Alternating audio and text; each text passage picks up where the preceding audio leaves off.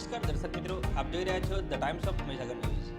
નજર કરીએ આજના મુખ્ય સમાચાર પર. સંતરામપુર તાલુકાના સાગાવાડા પ્રાથમિક શાળા ખાતે કન્યા કેળવણી શાળા પ્રવેશોત્સવની ઉજવણી સંતરામપુરના પ્રાંત અધિકારી સીવી પટેલને નાયબ મામલતદાર બલદેવભાઈ તાવિયાડની પ્રેરક ઉપસ્થિતિમાં કરવામાં આવી. સંતરામપુર તાલુકાના સાગાવાડા પ્રાથમિક શાળા ખાતે કન્યા કેળવણી શાળા પ્રવેશોત્સવની ઉજવણી સંતરામપુર પ્રાંત અધિકારી સીવી પટેલને નાયબ મામલતદાર બલદેવભાઈ તાવિયાડની પ્રેરક ઉપસ્થિતિમાં કરવામાં આવી હતી.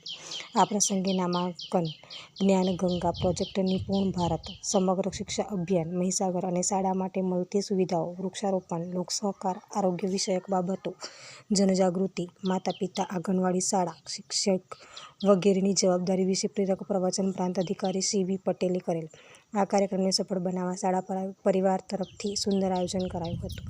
આનંદ થાય છે અને જ્યારે પણ હું સ્કૂલમાં જાઉં છું ત્યારે મારા પુરાણા જે સંસ્મરણો છે એ તાજા થાય છે. આ બહેનો બેઠા છે એમને હું એટલું જ કહીશ કે હું અહીંયા જ છું.